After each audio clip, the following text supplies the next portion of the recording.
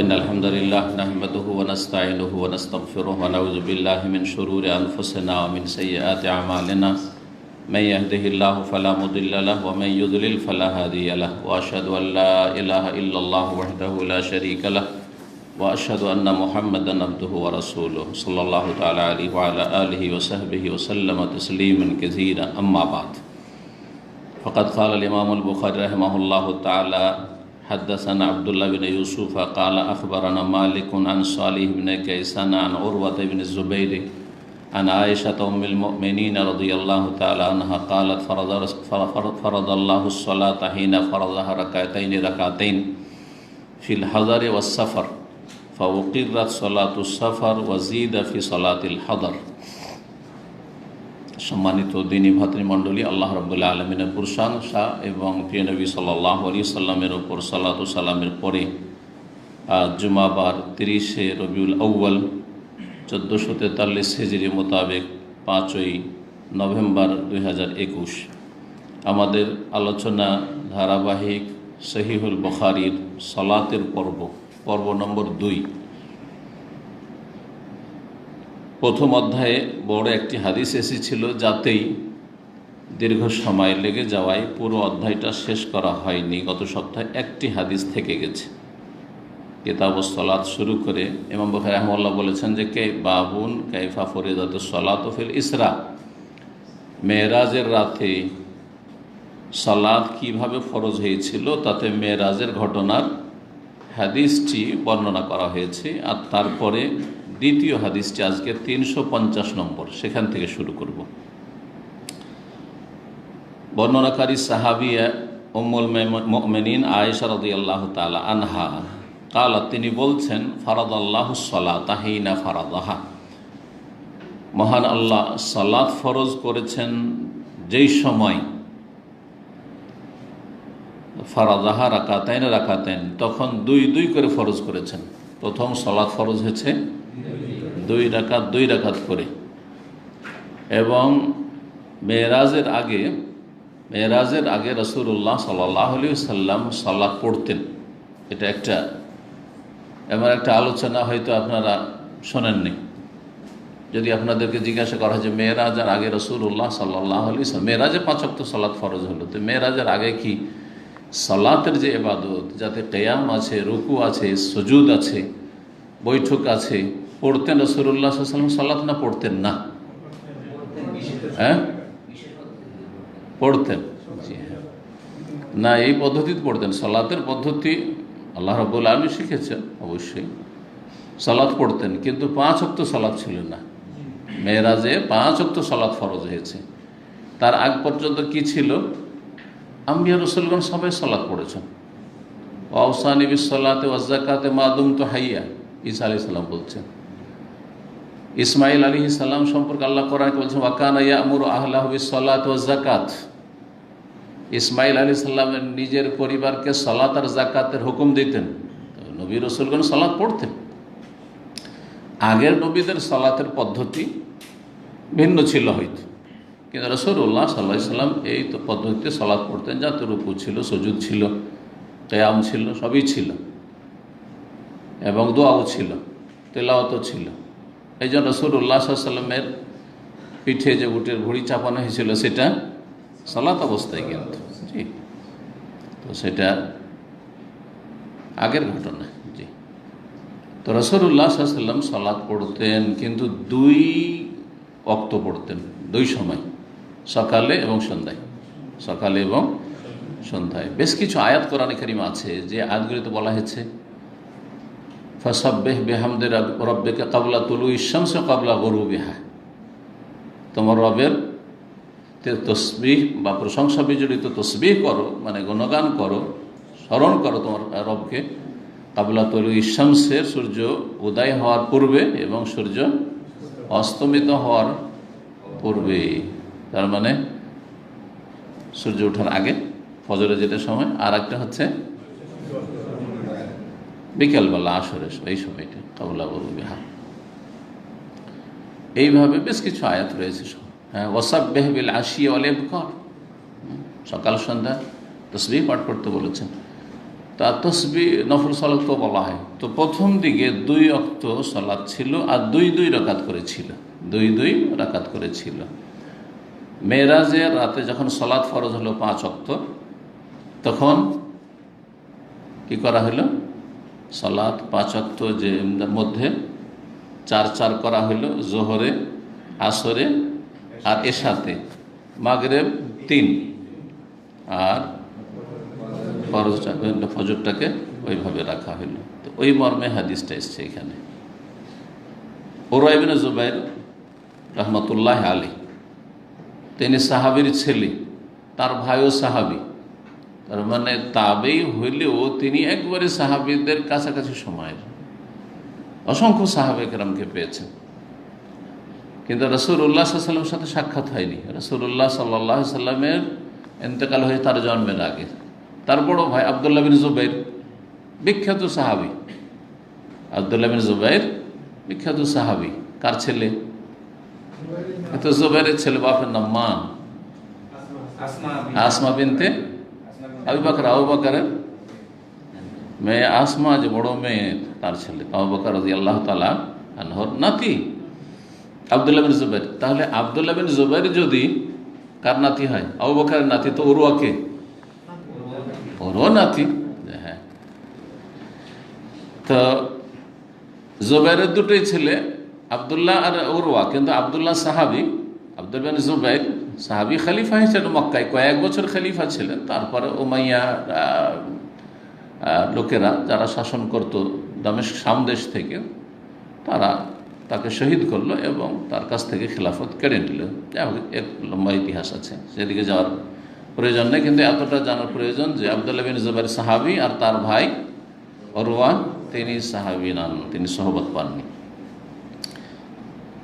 আব্দুল্লাহরও খালা মা আয়েশা, আর উরওয়ারও খালা হচ্ছে মা আয়েশা রাদিয়াল্লাহু আনহা। তো খালার কাছ থেকে হাদিস, অনেক হাদিস বর্ণনা করেছেন। এই জন্য প্রায় হাদিসগুলিতে আছে আন উরওয়া আনিস জুবাইর, আর উরওয়া আনিস জুবাইর। উরওয়া বর্ণনা করছেন, না উরওয়া ইবনে জুবাইর আন আয়েশা, উরওয়া ইবনে জুবাইর আয়েশা রাদিয়াল্লাহু তাআলা আনহা থেকে, মানে খালা থেকে। কারণ খালার কাছে পর্দা নেই, শিখা আরও সুবিধা। অন্যরা কিছু কিছু জটিল মাসালা জিজ্ঞেস করতো নবী সাল্লাল্লাহু আলাইহি ওয়াসাল্লাম, কারণ ঘরের যেগুলো মাসলা সেগুলো তো বাইরে পাওয়া যাবে না, তো জানতে হবে। মা আয়েশার বিকল্প নেই এলেম দেওয়ার জন্য। তখন পর্দার আড়াল থেকে কক্ষ যে ছিল মা আয়েশার, ওখানে গিয়ে পর্দার আড়াল থেকে, বাইরে থেকে জিজ্ঞেস করতেন কোনো মাসলা, আর তিনি উত্তর দিতেন। এখন পর্দার আড়াল থেকে আপনাদের কোনো মহিলার কাছ থেকে শিখার প্রয়োজন নেই, কারণ এটা অনেকে কিন্তু এটাকে এই সহশিক্ষার বৈধতার জন্য পেশ করছে, যে মা আয়েশার কাছে, বা মহিলা শিক্ষিকা, পুরুষ স্টুডেন্ট, সাবালক স্কুল, কলেজ, ইউনিভার্সিটিতে, হাই স্কুলে সাবালক ছেলেরাকে, ইউনিভার্সিটিতে সাবালক সব। আর পড়াচ্ছে কে? Lady lecturer, professor. আর এক শ্রেণীর যারা সুবিধাবাদী, তারা এটাকে জায়েজ করার জন্য বলছে মা আয়েশার কাছে সাহাবীরা ইলম হাসিল করতেন, পড়তেন। মা আয়েশার কাছে প্রথম কথা পর্দার আড়াল থেকে। 2 নম্বর কথা, পর্দার আড়াল থেকে তখন প্রয়োজন ছিল, তার কোনো বিকল্প ছিল না। আর এখন কি বিকল্প নেই? এটা সাধারণ মানুষকে যদি জিজ্ঞাসা করে যে পৃথিবীতে পুরুষ আলেমের সংখ্যা বেশি না মহিলা আলেমের সংখ্যা বেশি, তোমরা কি বলবে? মহিলা এমন কোনো বড় আলেমই নেই, মহিলা এমন কোনো বড় আলেমা ফাকিহাই নেই, ইল্লা মাশাআল্লাহ পৃথিবীতে 1-2টা, তাও অত বড় না। তো কথা হচ্ছে যে তখন প্রয়োজন ছিল, বিকল্প ছিল না, এখন প্রয়োজন নেই। সুতরাং এই যে সোশ্যাল মিডিয়াতে আজকাল ইউটিউবে কিছু মহিলা লেকচার দিয়ে ছেড়ে দিচ্ছে, আর এক শ্রেণী পুরুষ আছে ওদেরই লেকচার শুনছে। পুরুষদের শোনে না, শুনছে। উর্দু ভাষাতে অনেক আছে, বাংলাতেও আছে।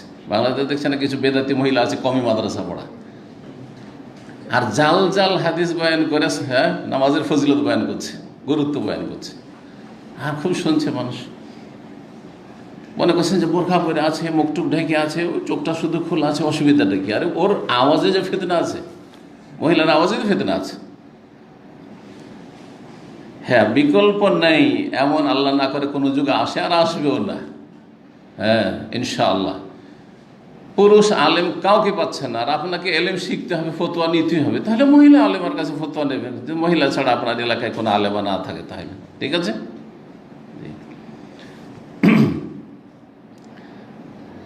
তো মা আয়েশা রাদিয়াল্লাহু আনহা বয়ান করছেন, কালাত ফারাদাল্লাহু সলাতা হিনা ফারাদাহা, যখন আল্লাহ সলাত ফরজ করেছিলেন তখন ফারাদাল্লাহু রাকাতাইনে আসলে আছে দুই দুই রাকাত করে ফরজ করেছিলেন। ফিল হাদারে ও সাফারে, ফিল হাদারে মানে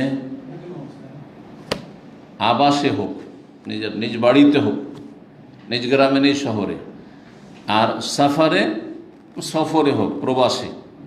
যে অনুবাদক প্রবাস করেছেন, সফর প্রবাস বলতে বোঝে দেশ থেকে অন্য দেশে যাওয়া, ঠিক না? কিন্তু একটা লোক খুলনা থেকে ঢাকা এসে বলছে প্রবাসে আছে নাকি, তো বলবে না। সুতরাং সফরের তর্জমা বাংলা অনুবাদে, যে অনুবাদটা আছে কারোর কাছে বুখারী বাংলাটা এই আছে, প্রবাস করেছে, কিন্তু আসলে প্রবাস সূক্ষ্ম অনুবাদ নাই, অনেক অনুবাদের ত্রুটি আছে। যে বাংলা অনুবাদগুলিতে বিশেষ করে এটা তো দেখছি অনেক ত্রুটি আছে। আর দুই তিনটা তর্জমা সাথে পাশাপাশি রাখলে বুঝতে পারবো যে কোনটাতে কতটা পরিমাণ ত্রুটি আছে আর কোনটা ত্রুটি মুক্ত অনেকটা। তো পাশাপাশি কয়েকটা না রাখলে বোঝা যাবে না, কিন্তু এতে ত্রুটি আছে। যেখানে যেখানে বড় ধরনের ত্রুটি আছে আমি যদি দেখে থাকি, কখনো কখনো আমি অনুবাদটা দেখি, কখনো আবার দেখিও না। তো যদি দেখে থাকি তো ইনশাল্লাহ আপনাদেরকে সতর্ক করে দেবো, কারণ আপনার ভুল বুঝবেন তখন বাংলা পড়ে। ও ভুল করেছে মোকাল্লেদের মতো, আপনিও ভুল করবেন, কারণ আপনি তো আরবি সরাসরি বুঝছেন, আর আমি তো আলহামদুলিল্লাহ আরবি বুঝছি। সুতরাং ও ভুল করলে তো আমার কাছে ধরা খেয়ে যাবে। যদি আমিও ভুলের ঊর্ধ্বে না, যেমন তিনি ভুলের ঊর্ধ্বে না, কথা বোঝা গেছে না? অনুবাদক ভুলের ঊর্ধ্বে না, আমিও ভুলের ঊর্ধ্বে না, কিন্তু যেখানে ভুল স্পষ্ট আমার কাছে তখন সেটা ভুল। তো প্রবাসের অর্থ করেছেন, এটা খুব সূক্ষ্ম অর্থ নাই। তো প্রথম যে ফরজ ছিল দুই দুই রাকাত করে, বাড়িতে হোক অথবা সফরে হোক। ওকিরাত সলাতুস সাফার, সফরে এই দুই রাকাতকেই সাব্যস্ত রাখা হইল, ঠিক রাখা হইল বা সাব্যস্ত রাখা হইল। ওয়াজিদা ফি সালাতিল হাদার, এবং বাড়িতে বা আবাসে, নিজের শহরে, নিজের গ্রামে, যেখানে মকিম, আপনি মকিম সহজ ভাষায়, কিন্তু মকিমটা অনেকে বুঝেন তাই না? মকিম অবস্থার সলাৎকে কি করা হইল? বাড়িয়ে দেওয়া হইল। দুইগুলিকে কি করে দেওয়া হইল? 4 করে দেওয়া হইল বা 3 করে দেওয়া হইল।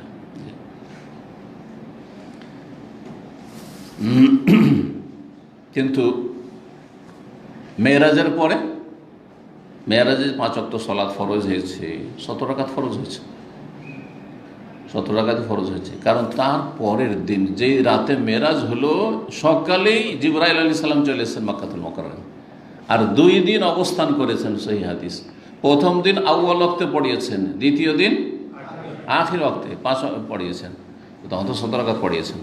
তাহলে এই যে প্রথম 2 রাকাত করে ফরজ করা হয়েছিল, এইটা ওই যে নবী সাল্লাল্লাহু আলাইহি সাল্লামের উপর সালাত আগে থেকে যে ফরজ ছিল, সেটা ছিল 2 টাইম, আর 2 রাকাত করে পড়তেন। তখন 4 রাকাতের কোনো সালাত ছিল না, সকালে 2 রাকাত আর বিকালবেলা 2 রাকাত, সন্ধ্যাবেলা 2 রাকাত। এরকম।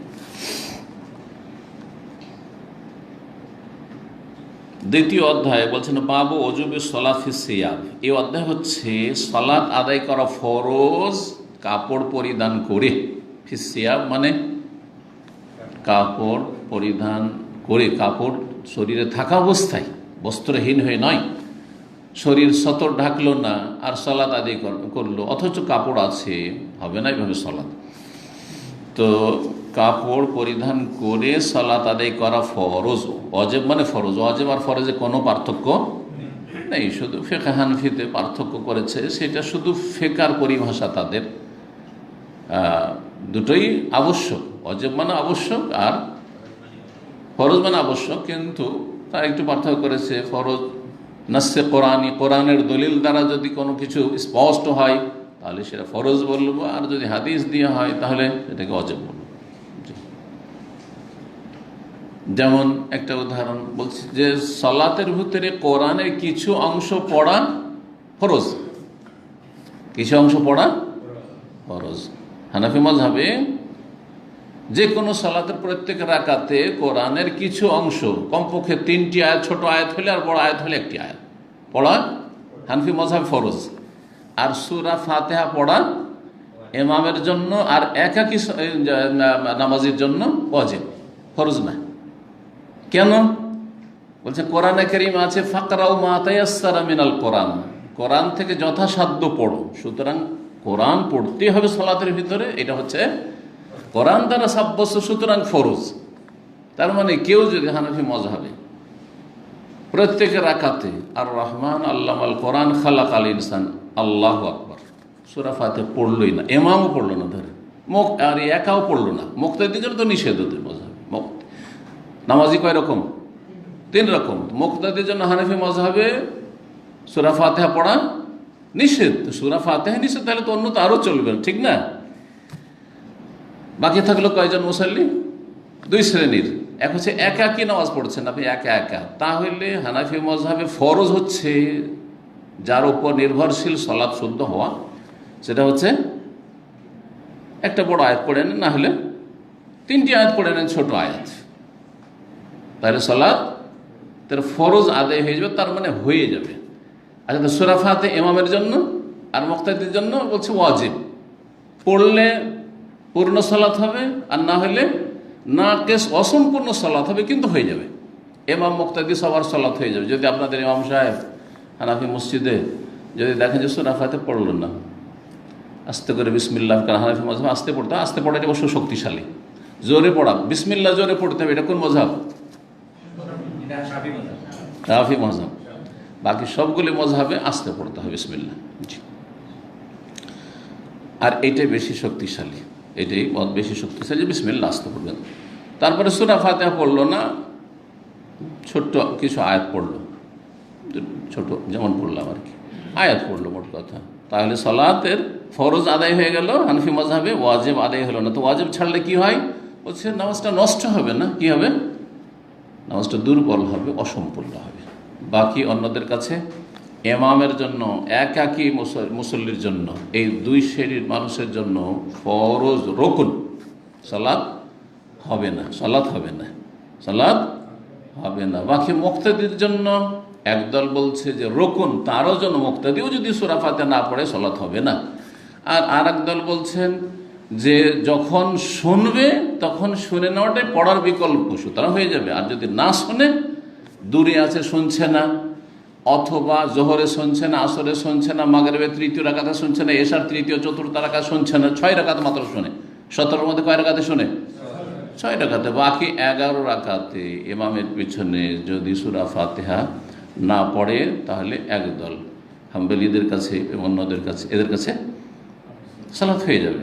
কিন্তু শাফি মাযহাবে আহলে হাদিসদের কাছে, অধিকাংশ আহলে হাদিসের কাছে সালাত হবে না। আল্লাহু আ'লাম। সতর্কতা অবলম্বন যে আপনি মুক্তাদি হইলেও আর শুনলেও সূরা ফাতিহা পড়ে নেবে। এই যে আসল বলছিলাম যে ওয়াজিব আর ফরজের পার্থক্যটা শুধু হানাফি মাযহাবে আছে, এইভাবে পার্থক্যটা তারা করেছে। সূরা ফাতিহা কেন ওয়াজিব বললেন তারা? কারণ সূরা ফাতিহা পড়ার কথা কোরআনে নেই, বলছে কিসে আছে? লা সালাতা লিমান লাম ইয়াকরা বিফাতিহাতিল কিতাব, সূরা ফাতিহা না পড়লে সালাত হয় না।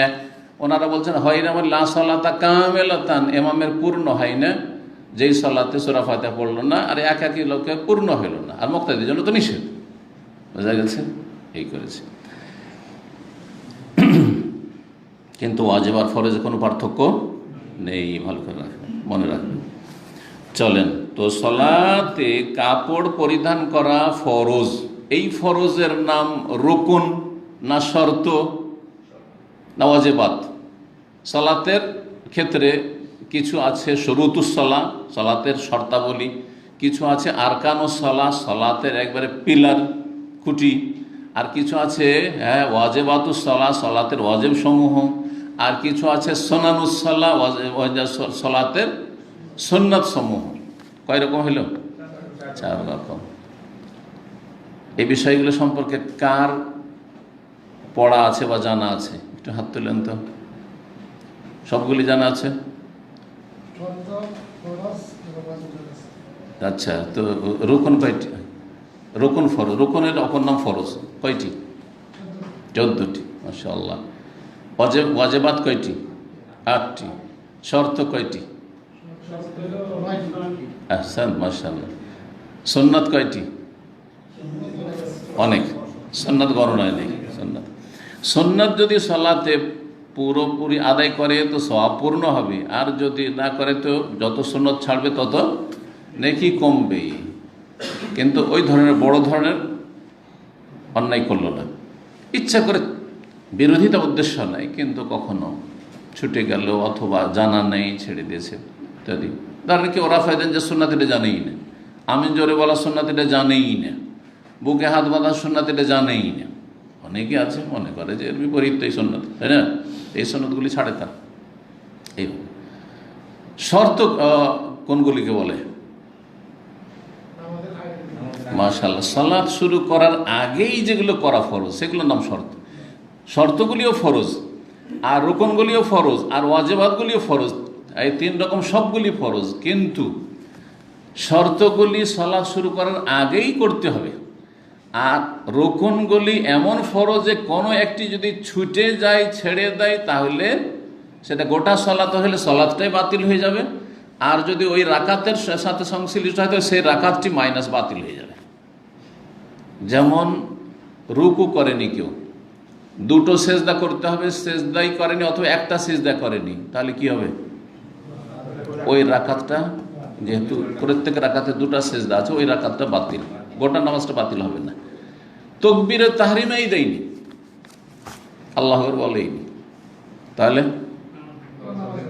সালাতটাই বাতিল। কারণ গোটা 4 রাকাত 3 রাকাত যা পড়ছেন আপনি, পুরো সালাতটার রুকন পিলার হচ্ছে তাকবীরে তাহরিম, আল্লাহু আকবার, প্রথম তাকবীরটা।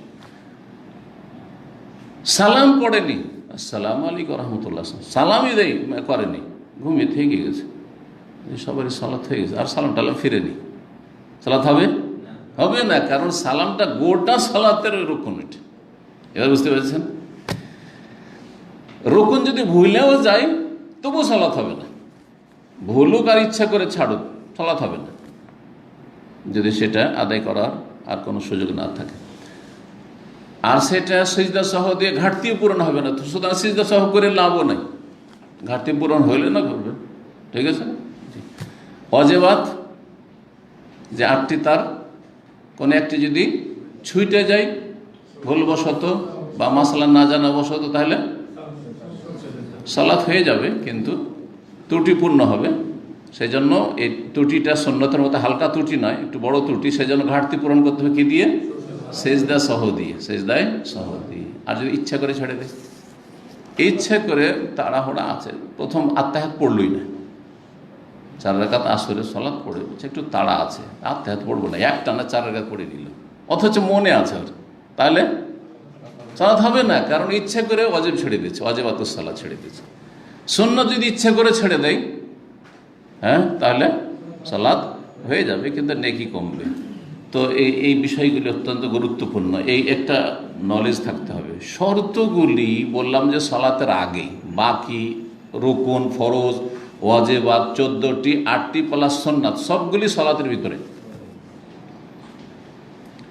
শর্তগুলি ফরজ কিন্তু সালাতের আগে, যেমন কেবলামুখী হওয়া শর্ত, তার আগে পবিত্রতা শর্ত, উজু না থাকলে উজু করে নেওয়া, গোসল ফরজ থাকলে গোসল করে নেওয়া, ঠিক আছে?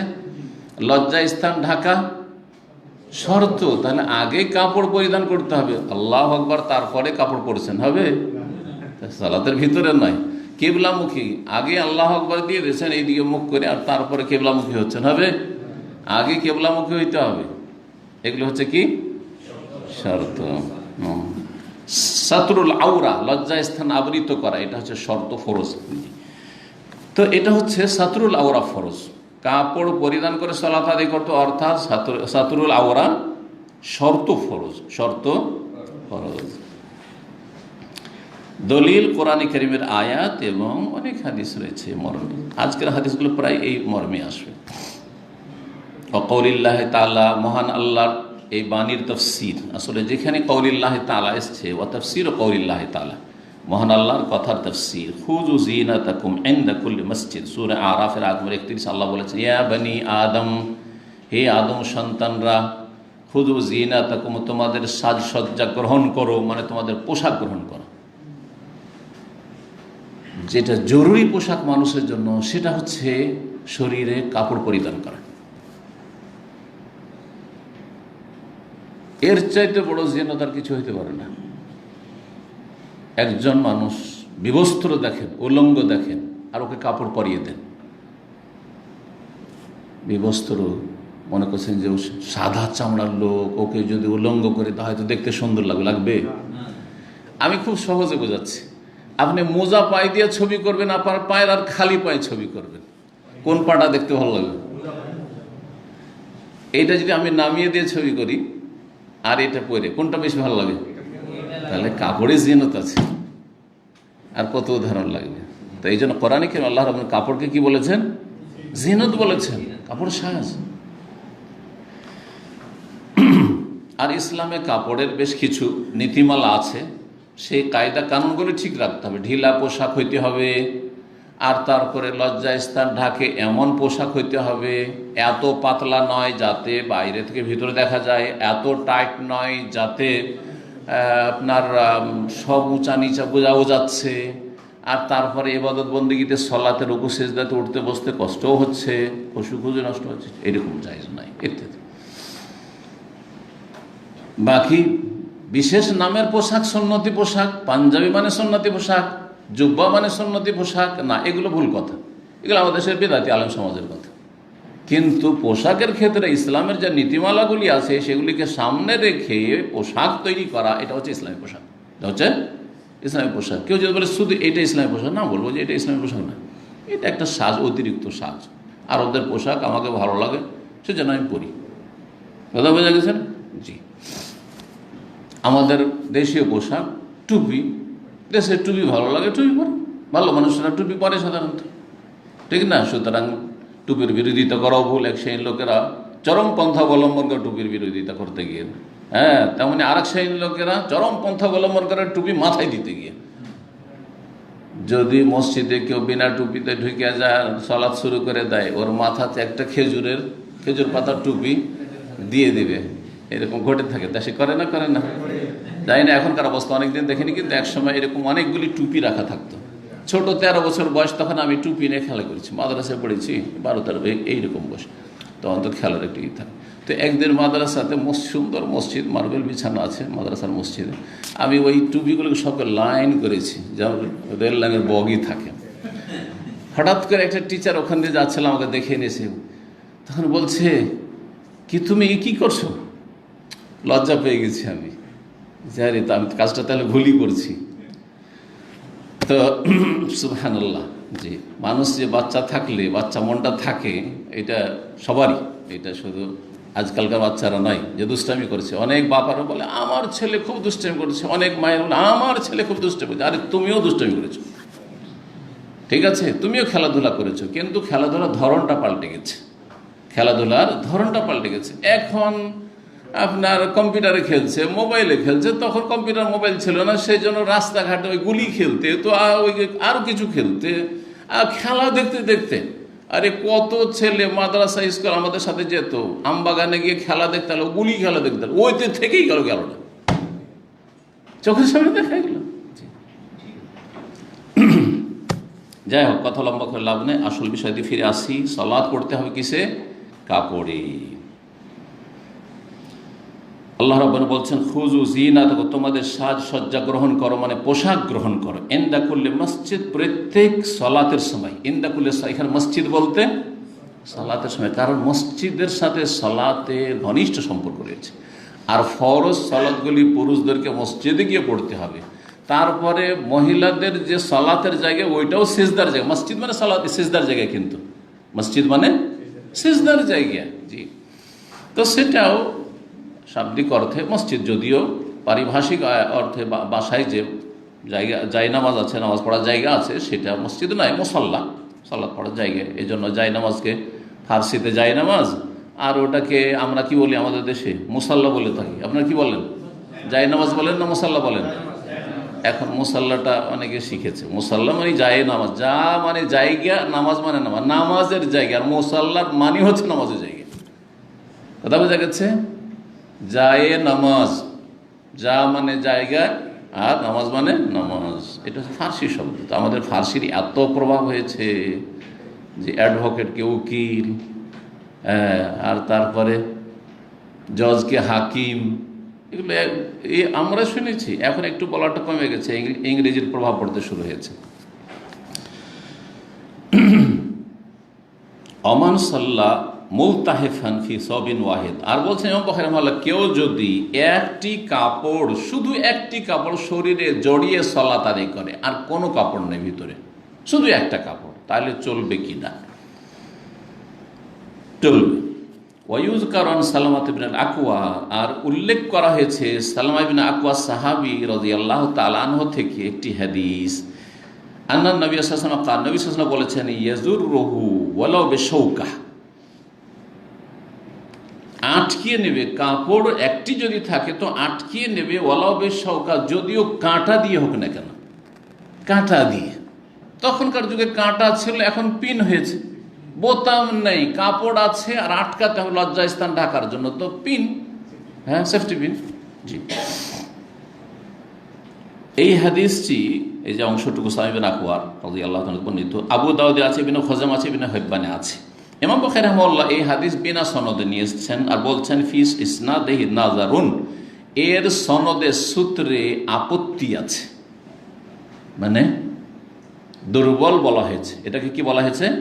দুর্বল বলা হয়েছে। ইমাম বুখারী রাহিমাহুল্লাহর হাদিসের কিতাবে সহিহ বুখারীতে যেগুলো সনদ সহ হাদিস এসে, এর আগে আলোচনা করেছি ভূমিকাতে, সনদ সহ যে হাদিসগুলো এসেছে সেগুলি সবগুলি সহি, কিন্তু বিনা সনদে যে তরজমাতুল বাব অধ্যায় কায়েম করে তার আন্ডারে যে হাদিসগুলো নিয়ে এসছেন সেগুলোতে জয়ীফও আছে, হাসানও আছে, হালকা জয়ীফও আছে, সব রকম আছে। ঠিক আছে, এই হাদিসটিতে সনদে আপত্তি রয়েছে, মানে সনদে একটি ব্যাধি রয়েছে, ত্রুটি রয়েছে। সেই ত্রুটিটি হচ্ছে ইযতিরাব। হাদিসের মধ্যে দুর্বল হাদিসের বা হাদিস দুর্বল হওয়ার একটি কারণ, সে সনদ হোক অথবা মতন হোক, ইযতিরাব। এই ইযতিরাব আছে, কেউ একজন বর্ণনাকারী মাঝখানে বেশি করেছেন আর কেউ একজন কম করেছেন। একটি হাদিস বর্ণনা করছে আর একজন অতিরিক্ত বর্ণনাকারী যদি সেখানে ঢুকানো হয়, আর আরেকটাতে নেই, একটাতে ওই লোকের নাম নেই মাঝখানে, তাহলে দুটোই তো ঠিক হতে পারে না, আবার হইতেও পারে। একবার একজনের মাধ্যম দিয়ে শুনেছে, একবার ডাইরেক্ট শুনেছে, এটা তো হইতে পারে। একবার ধরেন আপনি আমার একটা মাসলা ফতোয়া আপনি ইনডাইরেক্ট শুনেছেন, যে শুনে গেছে তার কাছ থেকে শুনেছেন, ঠিক আছে, আর তারপরে আমার সাথে দেখা হয়ে গেল, তখন ওই মাসলা আবার জিজ্ঞেস করেন আমাকে, যে ডাইরেক্ট শুনে নিলেন। এখন আপনি দুইভাবে কিন্তু বর্ণনা করতে পারেন।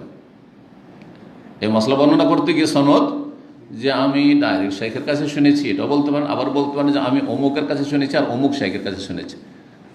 কথা কি ভুল কোনোটা? দুটো এমন জায়গায় ঠিক আছে। এটা হাদিসের পরিভাষা বলা হয়েছে আল মাজিদ ফি মুত্তাসিল আসানিদ, আল মাজিদ ফি মুত্তাসিল আসানিদ।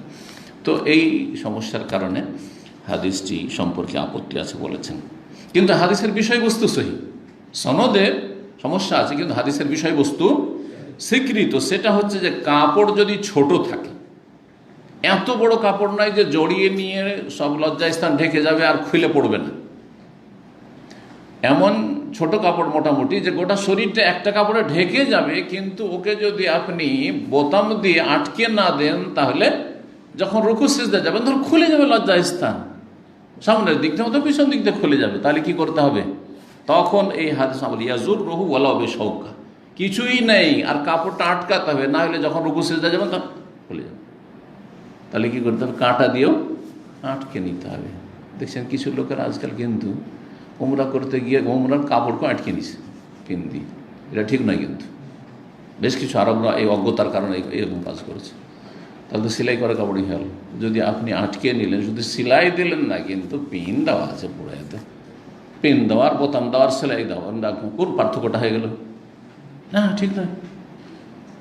কাপড় খোলা থাকতে হবে, খোলা চাদর, এজারুন আর দাম, একটা চাদর একটা লুঙ্গি, লুঙ্গি মানে খোলা লুঙ্গি, এই সেলাই করা বাঙালি লুঙ্গি নয়। জি,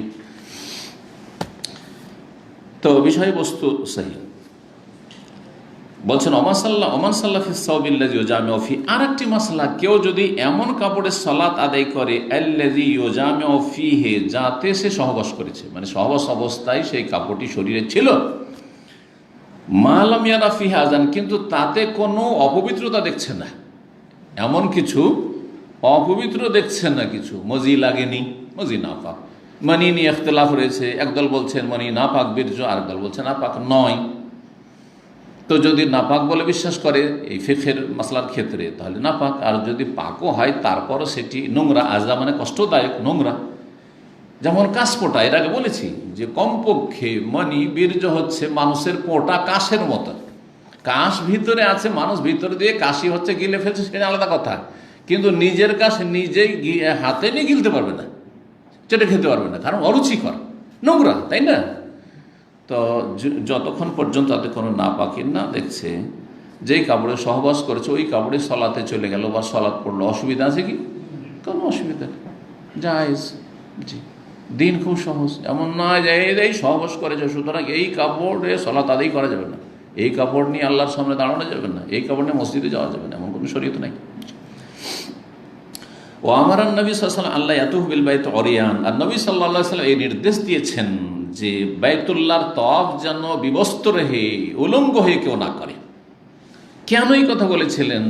তার মানে এই হাদিসের প্রেক্ষাপট আছে, ব্যাকগ্রাউন্ড আছে, সেটা হচ্ছে যে জাহিলিয়াতের যুগে এক শ্রেণীর লোকেরা মক্কা এসে কাবার তওয়াফ করত উলঙ্গ হয়ে, উলঙ্গ হওয়াকেও সওয়াবের কাজ মনে করত।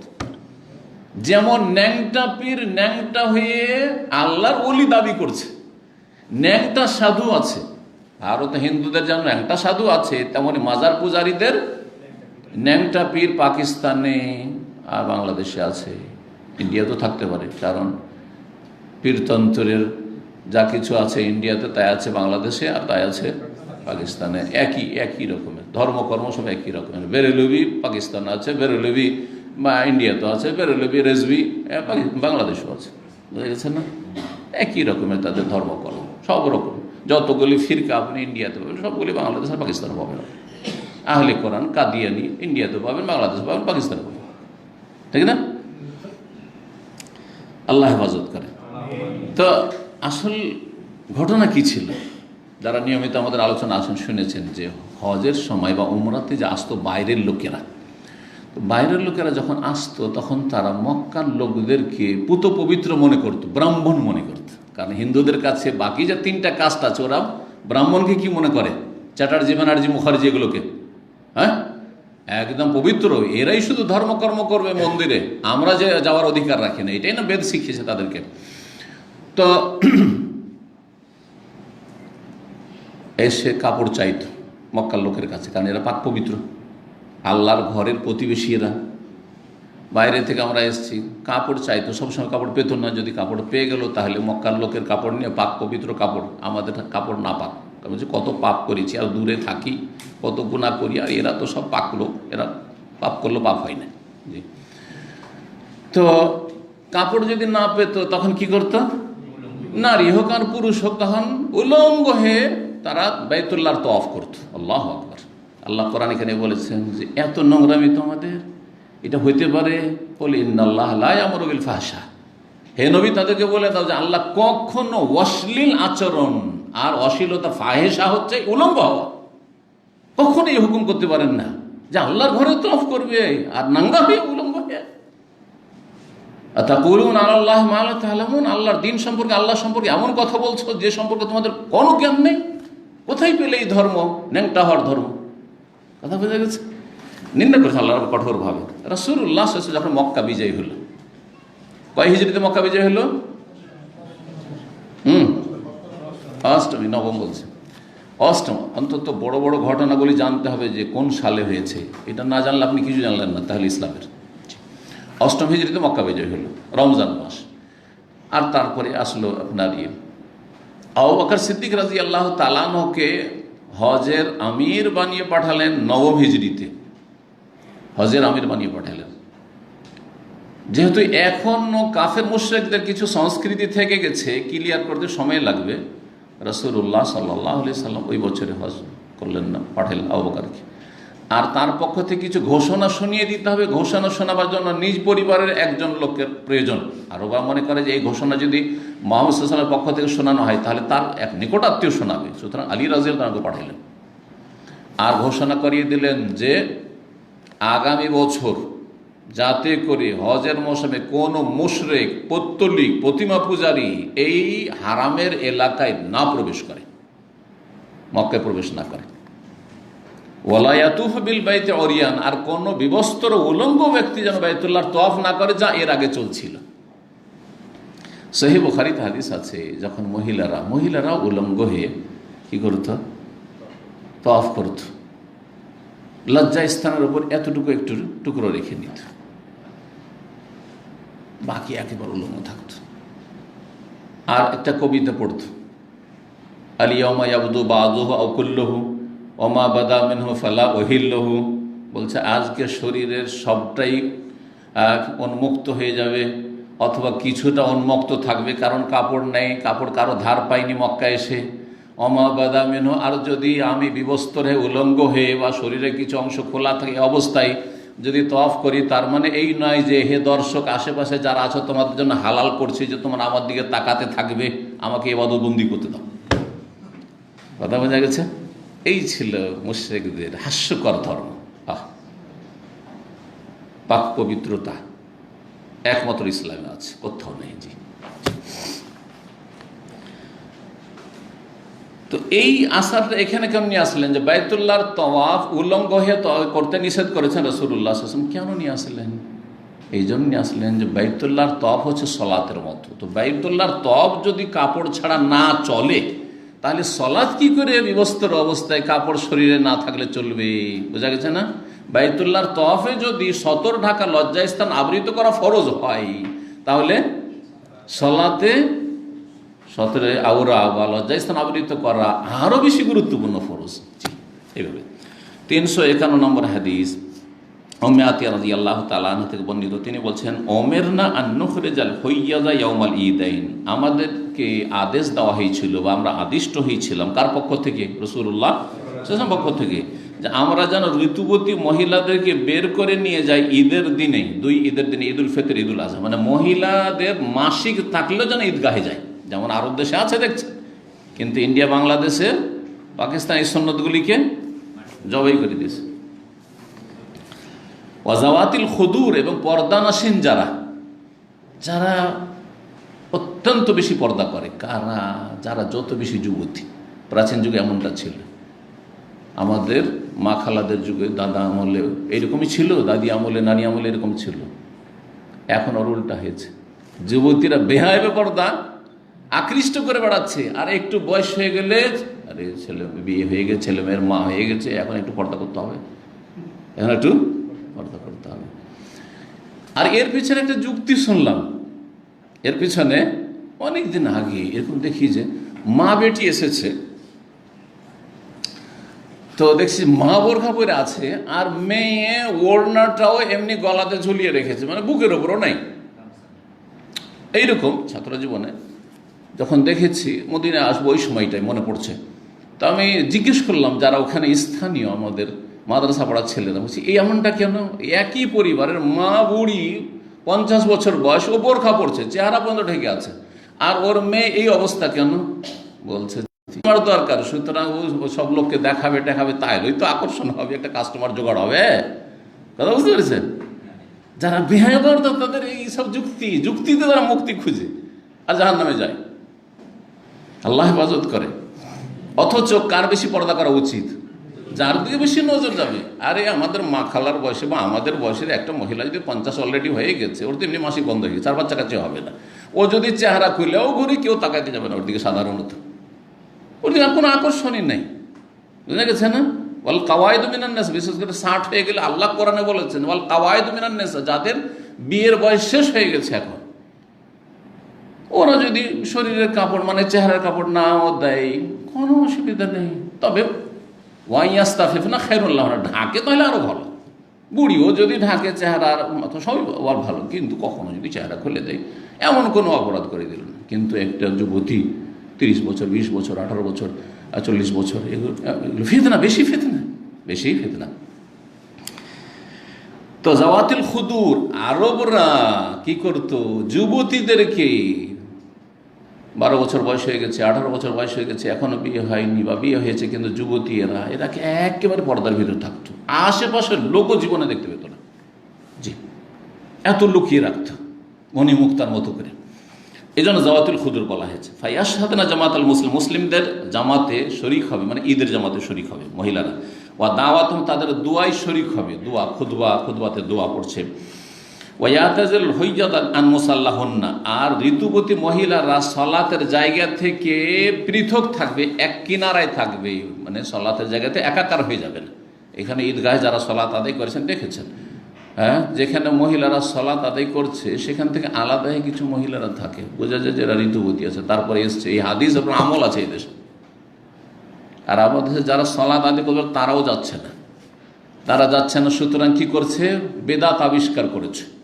এক বেদাত হচ্ছে যে প্রত্যেক মসজিদে মসজিদে একজন মহিলাদের ইমামতি করছে। এটা আহলে হাদিসের মধ্যে বেদাত আছে। ইন্ডিয়া বাংলাদেশে আহলে হাদিস এলাকা তো এই বেদাত আছে। জি, ছোট থেকে এই দেখে এসছি। একজন মহিলা গ্রামের একটু পড়াশোনা জানে, একটু খুতবা দেখে পড়তে পারে, তো নামাজটা পড়িয়ে দিল, আর তারপরে খুতবা দেখে পড়িয়ে দিল, ঈদ পড়িয়ে দিল। এই একটা বেদাত। আর একটা বেদাত হচ্ছে যে ঈদগাহে যাওয়ার হুকুম আছে, তা না করে বাড়িতে 2 রাকাত করে সালাত পড়িয়ে দিল। এটাও বেদাত, এটাও জায়েজ নয়। কার জন্য জায়েজ? এই যে করোনার সময় জায়েজ ছিল, কারণ যাওয়া নিষেধ আছে, ঈদগাহে যাওয়া নিষেধ, মসজিদে যাওয়া নিষেধ, সুতরাং বাড়িতে 2 রাকাত সালাত আদায় করবে, সেটা আলাদা কথা। কিন্তু এইভাবে মহিলারা বাড়িতে ঈদ পড়বে, অথবা ছাদের উপরে এক জায়গায় জমা হয়ে গেল, এক মহল্লার কয়েকজন জমা হয়ে গেল, হ্যাঁ, বেদাত এগুলো। জি,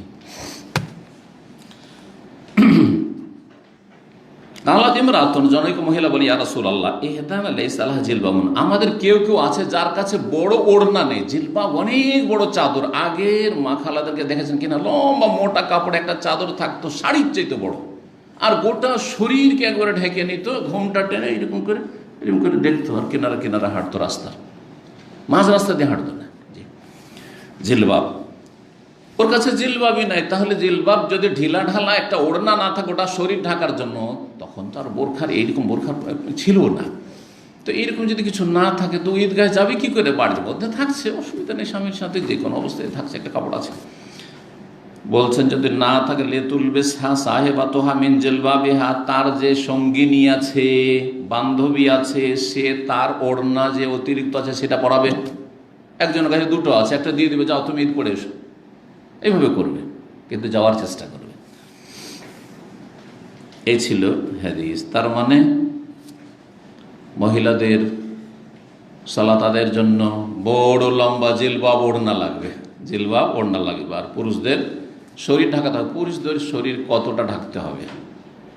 আওরাত যেটা খোলা জায়েজ নয় সেটা হচ্ছে নাভি থেকে শুরু করে, পুরুষদের নাভি থেকে শুরু করে হাঁটু পর্যন্ত, কিন্তু প্রয়োজনে হাঁটুর ওপরেও রান খোলা জায়েজ। কখনো কখনো নবী সাল্লাল্লাহু আলাইহি ওয়াসাল্লাম খুলেছেন, একবারে হারাম না। কারো নিতম্বু খোলা যেমন হারাম, বা সামনের দিকে যেটা আওরাতে গালিজা সেটা খোলা যেমন অকাট্য হারাম, ওই রকম রান খোলা হারাম নাই। কথা বলছেন না? অনেক আপনি হারাম কাজ করে দিলেন রানের উপরে। তাহলে আমাদের সে কৃষকরা তো সবাই তো ওই কাপড় সাইটেই তো সব চাষাবাদ করে, সব হারাম কাজ ডেলি করছে নাকি? ও অনুত্তম, অপছন্দনীয়, অনুত্তম, কিন্তু প্রয়োজনে জায়েজ, কাপড় ছাঁটার দরকার আছে। আপনি পানি পার হচ্ছেন, আর আপনার একটু 1 রান পানি আছে, কাপড়টা ভিজিয়ে দিতে হবে কোথায় না? আপনি একটু উঠিয়ে নিয়ে আপনি রান করলেন, অসুবিধা নেই, পার হয়ে গেলেন, কাপড় ভিজল না। এতদিনে তো কঠোরতা নেই। তার প্রয়োজনে রান খোলা জায়েজ। রান তাহলে কি? আওরাতে খাফিফা, মানে লজ্জাস্থান, কিন্তু হালকা লজ্জাস্থান। আর সাওআতাইন, সামনে এবং পিছনে পেশাব পায়খানার রাস্তা, এগুলো হচ্ছে নিতম্ব, এগুলো হচ্ছে দেখতে নোংরা লাগে, সুতরাং এটা একদম ঢাকা ফরজ। জি, আওরাতে গালিজা। জি, 3 নম্বর অধ্যায়, বাবু আকদিল ইজার আলাল কাফাফিস সালাত, সালাতে গর্দনে লুঙ্গি বেঁধে নেওয়া, এটা করা যায় কিনা? হ্যাঁ, যদি কারো একটি কাপড় থাকে, শুধু একটি কাপড় আছে, সালাত আদায় করতে হবে, আর সে একটি কাপড়ে একবারে কাঁধ থেকে শুরু করে তার হাঁটু পর্যন্ত ঢাকা যাবে, তাহলে কি করবে? এইখানে করে বেঁধে নেবে। যেমন ছোট ছোট বাচ্চাদের আমাদের শীতকালে দেশে চাদর বেঁধে দেয়, দেখেছেন কিনা আপনারা? দেখেছেন? এটাকে ধরেন, আমার তো ছোট্ট এটা, কিন্তু বাঁধাটা দেখিয়ে দিতে পারবো, তাই না? এইভাবে বেঁধে নিন, ঠিক আছে, আমাদেরকে বেঁধে দিয়েছে সেই যে, কিন্তু জ্যাকেটের নামও শুনিনি। প্রথম শুনলাম শাবালখর সোয়েটারের নাম শুনলাম, কিন্তু সোয়েটার নসিবও হয়নি, আর অনেক বড় হওয়ার পরে কখনো সোয়েটার নসিব হয়েছে। চাদর, তাও সুতি চাদর, এমন নয় যে উনের চাদর আর শাল, এমন নয়, সুতি চাদর, কনকনে ঠান্ডা, কাঁপতে থাকে, ডেইলি সকালে ওই আগুনের পাশে বসতে হয়। আল্লাহু আকবার, এই ছিল জীবন। জি, ভুলে গেলে হবে না। অতীতকে যে ভুলে যায় সেই ব্যক্তি আল্লাহর কখনো শুকরিয়া আদায় করতে পারবে না।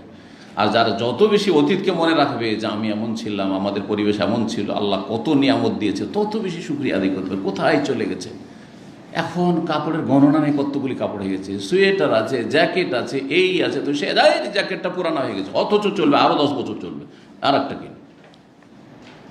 এইরকম না করে যদি কিনতেই হয় যে আমি নতুন কিনবো, তা আপনার পুরাতনটা ওইভাবে ফেলে না রেখে একটু গরিবকে দিয়ে দেন।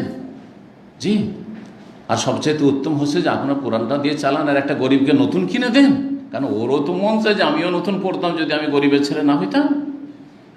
আল্লাহ যেন তৌফিক দান করে। পয়সা আছে বলেই আমাকে অপচয় করতে হয়, পয়সা আছে বলেই বেশি ভোগ বিলাস করতে হবে, না, মোটেই না। পয়সা আছে আল্লাহর হক আদায় করেন, পয়সা আছে জান্নাতে যাওয়ার ব্যবস্থা করেন, পয়সা আছে জাহান্নাম থেকে বাঁচার চেষ্টা করেন। ইত্তাকুন নার ওয়ালাউ বিশিক্কি তামরা, জাহান্নাম থেকে বাঁচো যদি একটা খেজুরের টুকরা দিয়ে হোক না কেন। জি, এই শীতকাল আসছে, সুতরাং এগুলো খেয়াল রাখতে হবে। আপনার গ্রামে কারো কাছে শীতের বস্ত্র নেই, আর আপনার কাছে শীতের বস্ত্র শেষ নেই, আপনার ছেলে যেন প্রতি বছরে বছর আপনি শীতের বস্ত্র পাঠাচ্ছেন বা নিয়ে যাচ্ছেন দেশে, কেন? আপনি দেশের এলাকার গরিবদেরকে দেন, আল্লাহ যেন তৌফিক দান করেন। রাসূলুল্লাহ সাল্লাল্লাহু আলাইহি জামানায় অধিকাংশ মানুষের একটি কাপড় থাকতো, অধিকাংশ মানুষের একটি কাপড়। তো একটি কাপড়ে যদি কাঁধ সহ ঢাকা সম্ভব হয় হাঁটু পর্যন্ত, তাহলে এখানে বেঁধে নিবে ওইভাবে যেমন বললাম। আর যদি তা না হয়, যে কাপড়টা একটি আছে সেটা দিয়ে এখান থেকে নিয়ে অথবা এই নাভির ওপর থেকে নিয়ে হাঁটু পর্যন্ত, হাঁটুর নিচ পর্যন্ত যাবে, তাহলে কাঁধে এখানে যদি বাঁধে তো এদিকে রান খুলে যাবে, ঠিক আছে? লজ্জাস্থান ওই দিক থেকে খুলে যাবে, যখন সেজদায় যাবে তখন ওই লজ্জাস্থানও খুলে যাবে। তো কি করবে তাহলে? তখন একটি কাপড় কিন্তু ছোট, তখন কি করবে? তখন যেটা বেশি গুরুত্বপূর্ণ, তখন লুঙ্গি শুধু করে নেবে, এইখানে বুকের উপর বা পেটের উপর বেঁধে নেবে, লুঙ্গি শুধু, খালি গায়ে সালাত আদায় করছে, সালাত আদায় করতে হবে। আরে ভাই আমার গেঞ্জি নেই, তো আমার কাপড় নেই। আজকাল বেনামাজিদের সবচেয়ে বড় অজুহাত হচ্ছে যে কাপড় ঠিক নেই, কাপড় ঠিক নেই, মাসিক হয়েছে।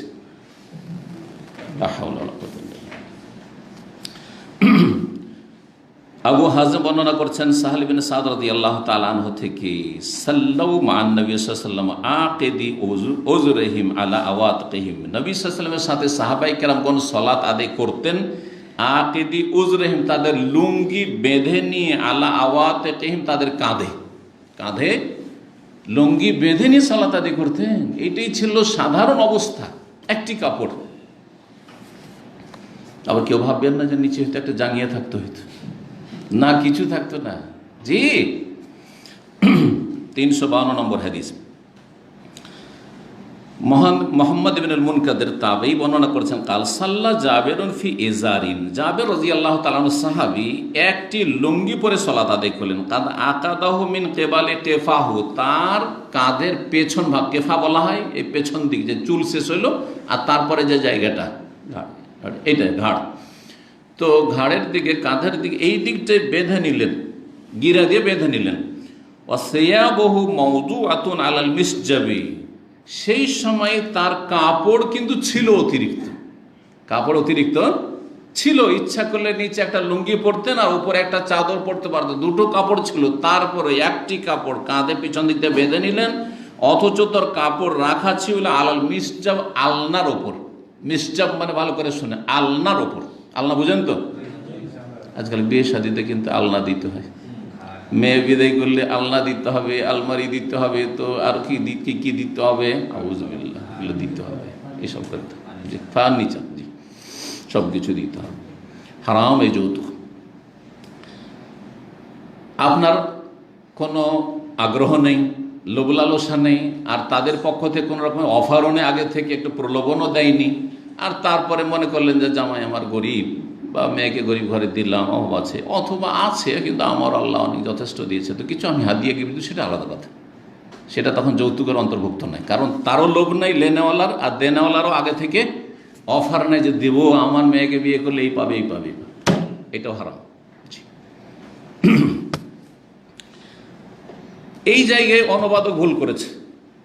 ওখানে কি বলছে? বলছে যে তার কাপড় কোথায়, আলনার কথা, যে আরেকটা কাপড় ছিল বা একাধিক কাপড় আলনার উপর আছে, তারপরে একটা কাপড় করে সালাত আদায় করছেন, বোঝানোর জন্য যে এক কাপড়ে অতিরিক্ত কাপড় থাকতেও কেউ যদি এক কাপড়ে সালাত আদায় করে মাঝে মধ্যে, তো জায়েজ, কোনো অসুবিধা নেই। জায়েজ কাজ করে দেখা কিসের জন্য? বৈধতা প্রমাণ করার জন্য সাহাবী করেছেন, যাতে করে মূর্খ লোকেরা ভুল না বুঝে যে যার দুটা কাপড় আছে এক কাপড়ে সালাত হবেই না, এমন না বুঝে। কিন্তু এখানে অনুবাদ করতে গিয়ে বলছে যে তার কাপড় ছিল টাকনার উপর। কোথায় টাকনা? পড়ে দেখেন তো, দেখেন টাকনার উপর করেছে, অনুবাদ ভুল করেছে। কাইল, তখন জনৈক ব্যক্তি বললেন, জাবেরকে বলছেন যে তোসাল্লিফি এজারিন ওয়াহেদ, একটা লুঙ্গি দিয়ে আপনি নামাজ পড়ছেন, সালাত আদায় করছেন। ফাকালা, তখন তিনি বলছেন, ইন্নামা সানাতু যালিকা, আমি এইটা করলাম ইচ্ছা করেই, আমার আরেকটা কাপড় আছে তারপর ইচ্ছা করে করলাম। কেন? লিয়ারানি আহমাক মিসলুক, তোমার মতো আহমক লোক যাতে দেখে আর শিখে। আহমকটা আমাদের দেশে গালি, তাই না? আহমক মানে কিন্তু ওই ওরকম গালি না। আহমক মানে হচ্ছে নির্বোধ, আহমক মানে হচ্ছে অজ্ঞ, যারা জানে না মাসলা, বোঝা গেছে? আহমক মানে গাধা নয় কিন্তু, কারণ আমাদের দেশের লোকের কিন্তু আহমক মানে গাধা মনে করে, ঠিক না? গাধা যেমন নির্বোধ, যে কতটি বোঝা পিঠে আছে বুঝে না, ওই রকম ভেবে নেই। আসলে এত মানে খারাপ গালি নয়, আহমাক আরবি শব্দ।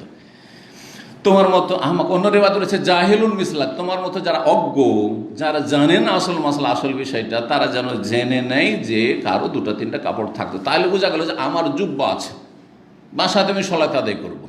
তো জরুরি নয় যে আমাকে বাসাতেও জুব্বা পড়তে হবে, আমি গেঞ্জি পরে লুঙ্গি পরে সালাত আদায় করলে জায়েজ। আমি লুঙ্গি পরে আছি আর একটা বড় গামছা পরে সালাত আদায় করলাম, জায়েজ, জায়েজ। এ কথা বলার কোনো অধিকার নাই যে এটা কেমন হচ্ছে।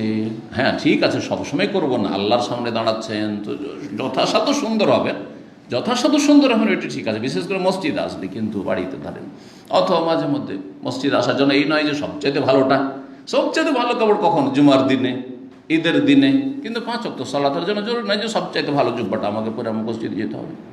জি। 353 নম্বর হাদিস বর্ণনা করেছেন মোহাম্মদ মুনকাদির, আগের হাদিসে, রায় তো জাবের বিন আব্দুল্লাহকে দেখেছি ইউসাল্লিফি সবিন ওয়াহিদ, একটি কাপড় পরে সালাত আদায় করেছেন। ওয়াকাল, আর বলেছেন, রায় তো নবী ইউসাল্লিফি সবিন, আমি নবী সাল্লামকে দেখেছি একটি সালাতে কাপড় পরতে, অথচ নবী সাল্লামের 2টি কাপড় ছিল।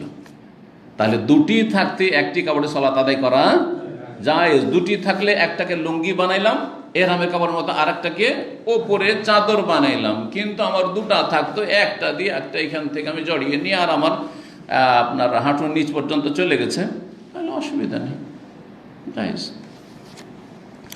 4 নম্বর অধ্যায় বলছেন বাবু সলাত ফি সাবিল ওয়াহিদ মুলতাহিফান বিহি, এই অধ্যায় হচ্ছে একটি কাপড়ে সলাত আদায় করা, মুলতাহিফান বিহি, যদি একটি কাপড়ে পরেন তো সেটাকে কি করবেন? জড়িয়ে দেবেন। যদি বড় হয় তাহলে জড়িয়ে নেওয়া এমনি যথেষ্ট, কারণ খুলে পড়বে না, তাহলে খুলে পড়বে না, রুকু সেজদা গেলে সম্ভাবনা কম। বেঁধে নিলে ভালো, সতর্কতা বেঁধে নিলে, যাতে করে কখনো কখনো আবার হয়, আমরা চাদর দেখেন বড় বড় চাদর শীতকালে পড়ি, শাল কত বড়, তারপর অনেক সময় রুকু সেজদাতে গেলে এদিকে ফসকে গেছে এদিকে ফসকে গেছে, হইতে পারে, তো সুতরাং বেঁধে নেওয়া না। আর যদি ছোট হয়, যে খুবই সম্ভাবনা আছে যে রুকু সেজদাতে যখন নড়াচড়া করবো সালাতে, তখন সামনের দিক থেকে খুলে যেতে পারে, তাহলে কি করতে হবে? তখন তখন ওই যে আগের হাদিসটা, কাঁটা দিয়ে, যদি বোতাম থাকে, বোতাম আছে, বোতাম লাগিয়ে নেন আপনি ওতে, আর বোতাম না থাকে তো আপনি পিন দিয়ে বা যেভাবে হোক না কেন আটকে দেন আপনি। ইমাম জোহরি বলছেন আর হাদিসে, আল মুলতাহিফু আল মুতাওয়াশশিহ, মুলতাহিফ বলছে যে কাপড় জড়িয়ে রাখে, ওয়াহু আল মুখালিফু বাইনা তারফাইহি আলা আতিকি, যেই ব্যক্তি কাপড়ের 2টো দিককে কাঁধের ওপর রাখে, এটাকে এদিকে রাখলো, এটাকে এদিকে রাখলো, এটা হচ্ছে মুলতাহিফ, কাপড় জড়িয়ে নেওয়া। ওয়াহু আল ইস্তেমাল, সেটার অপর নাম ইস্তেমাল। হ্যাঁ, ইস্তেমাল নিজেকে সামিল করে নেওয়া, যে সামিল থেকে ইস্তেমাল, একই অর্থ, ইলতিহাফ আর ইস্তেমাল একই অর্থ। আলামানকে বাইহে, দুই কাঁধের ওপর কিন্তু কালা, যাতে করে কাঁধ ঢাকে। কারণ যদি কাপড় আপনার পর্যাপ্ত থাকে তাহলে পিঠটাও ঢাকতে হবে, কাঁধ ঢাকতে হবে। পর্যাপ্ত না থাকে তখন আপনি নিচের দিক ঢাকেন, নিচের দিক বেশি গুরুত্ব দেন। কিন্তু আছে এখান থেকে নিয়ে হাঁটু পর্যন্ত ঢাকা যাবে, তাহলে পুরোটাই ঢাকতে হবে, যেমন হাদিস আসবে আরো।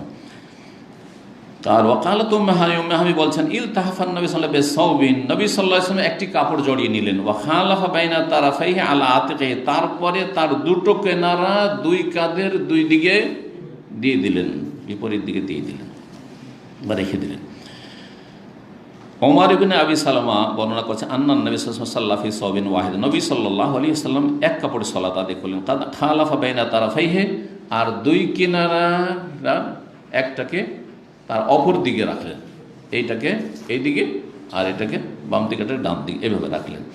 355 নম্বর হাদিস ওমর ইবনে সালমা থেকে বর্ণিত। একটি হাদিস বারবার করে নিয়ে এসছেন, কিছু কম আছে কিছু বেশি আছে এইভাবে, সেই জন্য আন্নাহু রাআন নবী, তিনি দেখেছেন নবী সাল্লাল্লাহু আলাইহি ওয়াসাল্লাম ইউসাল্লি ফি সাওবিন ওয়াহিদ ফি বাইত উম্মে সালামার বাড়িতে একটি কাপড়ে সালাত আদায় করেছে। তাহলে বোঝা যাচ্ছে এই নামাজটি কোথায় ছিল? সালাতটি বাড়িতে ছিল, হ্যাঁ, মসজিদে ছিল না, কিন্তু প্রয়োজন নাই তখন মসজিদে। উম্মে সালামা রাদিয়াল্লাহু তাআলা, আর এই ওমর ইবনে সালামা, ওমর ইবনে আবু সালমা উম্মে সালমারই ছেলে এটা, কিন্তু তার আগের স্বামীর আবু সালমার ছেলে। তার মানে নবী সাল্লাল্লাহু আলাইহি ওয়াসাল্লাম বাড়িতে সে লালিত পালিত হচ্ছিল, আগের স্বামীর ছেলে। কাদ আলকা তারাফাইহি, দুই কিনারাকে রেখে দিয়েছে, আলা আতিকাইহি, দুই কাঁধের ওপর। জি। 356 নম্বর হাদিস ওমর ইবনে আবি সালমা থেকে বলছেন রাআইতু রাসূলুল্লাহ সাল্লাল্লাহু আলাইহি ওয়াসাল্লাম ফি সাওবিন ওয়াহিদ, আমি দেখেছি রাসূলুল্লাহ সাল্লাল্লাহু আলাইহি ওয়াসাল্লাম সালাত আদায় করতে একটি কাপড়ে, মুস্তামিলান বিহি, সেই কাপড়টাকে জড়িয়ে, ফি বাইত উম্মে সালামার বাড়িতে, ওয়াদিয়ান তারাফাইহি, দুই কিনারা রেখে, আলা আতিকাইহি, দুই কাঁধের ওপর। শব্দের পার্থক্য।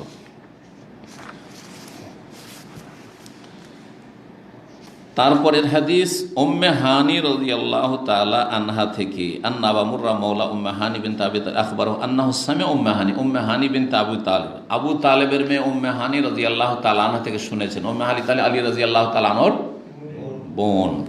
তাকুলু, তিনি বলেন, যাহাবতু ইলা রাসূলিল্লাহ আমাল ফাতিহ, আমি গেলাম রাসূলুল্লাহ সাল্লাল্লাহু আলাইহি ওয়াসাল্লামের কাছে মক্কা বিজয়ের বছর। ফাওয়াজাদতুহু ইয়াগতাসিলু, পেলাম তাকে গোসল করা অবস্থায়। নবী সাল্লাল্লাহু আলাইহি ওয়াসাল্লাম কি করছিলেন? উম্মে হানি কিন্তু হিজরত করেনি, মক্কাতেই ছিলেন তখন পর্যন্ত। তো দেখছেন যে গোসল করছেন। ও ফাতেমা তো ইবনাতুহু তাস্তরু, ফাতেমা রাদিয়াল্লাহু তাআলা তার মেয়ে তাকে পর্দা করছেন, পর্দা করে কাপড় দিয়ে ঘিরে আছেন যাতে অন্য লোক দেখতে না পায় যেদিকে লোকজন আছে, আর তারপরে গোসল করছেন। তার মানে বিবস্ত্র নয়, মানে গায়েরও গা খুলেও যাতে করে লোকজন না দেখে সেই জন্য। জি, বড় মানুষ গেঞ্জিটাও খুলতে পারবে না। আমি শুধু এখানে না, আমি কোন কাল থেকে আমার গ্রামে কোনো গেঞ্জি খুলিনি, আমার মনে পড়ে না। জি, দীর্ঘ সময় হয়ে যাচ্ছে। যখন মাদ্রাসে মনে হয় 17-18 বছর বয়সে পড়েছি, তারপরে আমার তখন মনে পড়ে না যে বাড়ির বাইরে আমি মানে গেঞ্জি খুলে খালি গায়ে কোথাও বেরিয়েছি। কারণ যার একটা অভ্যাস সবসময় গেঞ্জি পরা, সে পারবে না। কিন্তু যাদের অভ্যাস আছে, এখানে অনেকে ব্যাচেলার ভাইয়েরা খালি গায়ে পাকশাক করছে, একে অপরকে দেখছে, কোনো ব্যাপার না মনে করে না, কারণ বাঙালি ট্র্যাডিশন এটা চলছে। কিন্তু আরবিদের সামনে পারবেন আপনি? পারবেন? আচ্ছা, আমাদের দেশের বাচ্চারা 7 বছর 8 বছর বয়স হয়ে যাচ্ছে, নিচে কোনো কাপড়ই নেই, তাই না? একটা ঘুরে বেড়াচ্ছে। কিন্তু এইখানে জীবনে 2 বছরের বাচ্চাকে দেখেছেন কোথাও? মানে আরবদের ট্র্যাডিশন, বেটে একটা বাচ্চা ছেলে অথবা মেয়ে 1 বছর হোক 2 বছর হোক, যে কাপড় থাকবে না, একটা প্যান্ট থাকবে না, ঢাকা থাকবে না, এরকম উলঙ্গ জীবনে কোনো আরবি বাচ্চাকে দেখবেন না। কিন্তু আরবদের বাসাতে গেলে কখনো দেখবেন না। আমরা গেছি, বহুবার গেছি, ছোট ছোট বাচ্চা তাদের আমাদের কোলে এসছে, কিন্তু কখনো এরকম দেখা যাবে না, সাধারণ থাকে না। হ্যাঁ, যখন পেশাব পায়খানা করলো সাথে সাথে বদলে দিল, আবার একটা কাপড় পরিয়ে দিল। তো এইখানে আসার পরে অনেক কিছু জানা যাচ্ছে, যেটা দেশে থাকলে হয়। দেখা গেছে যে চলছে 8 বছর 10 বছর, খাতনা হয়নি এখনো, আর ঘুরে বেড়াচ্ছে একটা হয়ে গ্রামগঞ্জে। তো পর্দা করছেন ফাতেমা রাদিয়াল্লাহু আনহা। কালা ফাসাল্লামতু আলাইহি, আমি সালাম বললাম। ফাকাল মান হাযিহি, পর্দার আড়ালে তো বলছে কে এটা? ফাকুলতু, আমি বললাম আনা উম্মে হানি, আমি উম্মে হানি, হানির মা। তার একটা ছেলে ছিল, সে ছেলের নাম ছিল হানি, হানির মা আমি, চাচাতো বোন। রাসূলুল্লাহ সাল্লাল্লাহু আলাইহি ওয়াসাল্লাম কে? চাচাতো বোন। বললেন না যে আমি বলছি ভাই, তাই না? আপনি তো আমার আওয়াজ চিনতে পারেন না, বললেন এরকম। আমাদের দেশের মানুষের কি করবে, ভাই আপনি চিনলেন না, আমার আওয়াজ বুঝেন না আপনি, না না এটা এইভাবেই বলতে হবে না, আপনাকে নাম বলতে হবে। জি, গত সপ্তাহ বলেছি যে আপনার স্ত্রীও যদি জিজ্ঞাসা করে ভিতর থেকে যে কে, তো আর নাম বলেন। এটা হচ্ছে ইসলামী আদব, ইসলামী শিষ্টাচার। জি, বলবেন না যে আরে আরে তুমি বুঝতে পারছো না, খুলতে পারছো না, তুমি মেজাজ গরম হয়ে যাচ্ছে আপনার, জিজ্ঞাসা করছে আবার, আর আমার বাড়ি আর আমাকে জিজ্ঞাসা। জি, বলছেন যে উম্মে হানি ফাকালাম, নবী সাল্লাল্লাহু আলাইহি ওয়াসাল্লাম মারহাবান বে উম্মে হানি, মারহাবা, সাদর সম্ভাষণ উম্মে হানিকে। তাহলে বোঝা গেল যে যদি ফিতনার আশঙ্কা না থাকে তো কোনো মহিলাকে মারহাবা বলতে পারেন, হ্যাঁ স্বাগত জানাইতে পারেন, জি সালাম আলাইকুম পরে সালামও দিতে পারেন। কিন্তু সালামে যদি ফিতনা হয়, সালাম নিয়ে যাবে কালামে, কালাম নিয়ে যাবে মুচকি হাসিতে, মুচকি হাসি নিয়ে যাবে কথা বলাতে, কথা বলা নিয়ে যাবে আর কোথাও। কথা বোঝা গেছে? ব্যভিচার কিন্তু আর পরকীয়া বা প্রেম এগুলো কিন্তু একদিনে হয় না, এইভাবে হয়েছে। সুতরাং ওখানে রাস্তা বন্ধ করে দিতে হবে। এর আগে এই বিষয়গুলো আলোচনা করেছি যে বেগানা মহিলাকে সালাম দিতে পারবে, রাস্তাঘাটে দেখা হলে বেগানা মহিলা আপনাকে সালাম দিতে পারে, আমাকে সালাম দিতে পারে, কিন্তু কথা হচ্ছে ফিতনার আশঙ্কা নেই, লোকজন আছে সামনে, অথবা নির্জনে থাকলেও ফিতনার আশঙ্কা নেই। ফিতনার আশঙ্কা নেই বলতে আপনার বৈশিকা মহিলা, যুবতী হলে ফিতনার আশঙ্কা আছে, বেগানা হলে কেন আপনি সালাম দেওয়া নেওয়া করতে যাবেন যুবতীর সাথে? জি। ফালামা ফারাগা মিন গোসলি, গোসল থেকে যখন অবসর হলেন, গোসল শেষ করলেন, কামা দাঁড়ালেন সলাতে, সকালবেলা ছিল। ফাসাল্লাহ সামানিয়া রাকাতিন, 8 রাকাত সলাত আদায় করলেন। মুলতাহিফান ফি সাওবিন ওয়াদি, একটি কাপড় পরে, একটি, মক্কা বিজয়ে এসেছেন মক্কা বিজয় করার জন্য, একটি কাপড়ে। ফালাম্মান সারাফা, যখন 8 রাকাত পড়ে ফিরলেন, কুলতু ইয়া রাসূল, আমি বললাম, জামা ইবনু উম্মি আন্নাহু কাতিলুন রাজুলান কাদ আজারতুহু ফুলান ইবনে হুবাইরা। এর আগে বলি এই 8 রাকাত কিসের সালাত ছিল? হ্যাঁ, সালাতুদ দুহা, চাস্তের সালাত। সালাতুদ দুহা আরবিতে, ওইটা ফার্সি ভাষায় হচ্ছে চাস্তের সালাত। আর দোহা মানে হচ্ছে পূর্বাহ্ন, হ্যাঁ দুপুর হওয়ার আগের সময়টা, এইটা হচ্ছে চাস্ত, আর ওইটা হচ্ছে দোহা। ও দোহা ওয়াল্লাইলি ইযা সাজা। জি, 8 রাকাত সালাত আদায় করেছেন। তো নবী সাল্লাল্লাহু আলাইহি ওয়াসাল্লাম কখনো 8 রাকাত করেছেন, আবার 2 রাকাতের হাদিস আছে, 4 রাকাত আছে। সুতরাং সর্বনিম্ন দোহা চাস্তের সালাত 2, আর 4, 6, 8, 10, 12 পর্যন্ত পড়তে পারেন। কারণ একটি হাদিস আছে, কারো যদি রাত্রের তাহাজ্জুদ ছুটে যায় তাহলে, বা নবী সাল্লাল্লাহু আলাইহি ওয়াসাল্লামের কোনো সময় যদি অসুস্থতার কারণে শরীরটা ভালো নেই, ছুটে গেছে, তাহলে কেউ সাল্লামিয়া নাহারি সিনতে 10 রাকাতান, তাহলে 12 রাকাত পড়ে নেবে। ঘাটতি পূরণ, কেউ বলেছেন ঘাটতি পূরণের জন্য, কেউ বলছেন কাজার জন্য, কিন্তু কাজার কোনো দলিল নেই যে তাহাজ্জুদের কাজা, এটা কোনো নিশ্চিত বিষয় নয়। তাহলে কি ছিল যে রাত্রে আমার নেকিটা কমে গেল, তাহাজ্জুদ পড়তে পারলাম না, দিনে আমি ও ঘাটতিটা পূরণ করে নিই, সেটা ছিল সালাতুদ দুহা। তাহলে রাত্রে তাহাজ্জুদ যে পড়তে পারছেন না, তারা সালাতুদ দুহা পড়ার চেষ্টা করবেন। এই বিষয়টি মনে রাখবেন, অনেকে আছেন কিন্তু, বরং প্রায় লোকই, তাহাজ্জুদ পড়ার লোক কয়টা পাবেন, হয়তো তাহাজ্জুদ পড়তে পারছেন না, তাহলে একেবারে নেকি থেকে বঞ্চিত থাকবেন না, নফল ইবাদত বন্দেগীর, বরং কি করবেন, দিনে সকালবেলা একটু সময় করলে হয়। এমনকি অফিস টাইমে কোনো অসুবিধা নেই, আপনি 2 রাকাত সালাত আদায় করেন, অফিসে বাধা দেবে এমন নাই হয়তো, ইল্লা মাশাআল্লাহ। তো কথা হচ্ছে যে অভ্যাস করে নিলে হলো, অফিস বের হওয়ার আগে উজু করলাম, নাস্তা করলাম, উজুর সাথে সাথে ফ্রেশ হইলাম, সাথে সাথে রেডি হচ্ছে অফিসের জন্য, 2 রাকাত সালাত পড়ে বেরোলাম, আমার বরকত হলো, বাড়িরও বরকত হইলো, আর তারপর আবার রাস্তারও বরকত হলো, সালাতের মাধ্যমে আল্লাহর কাছে সাহায্য চাইলাম, নিরাপত্তা চাইলাম, তারপরে আমি অফিসে আসলাম, ডিউটিতে আসলাম। অভ্যাসগুলি করলেই হয়, আলহামদুলিল্লাহ। আর যে অভ্যাস করে নেবে ও ভুলবে না।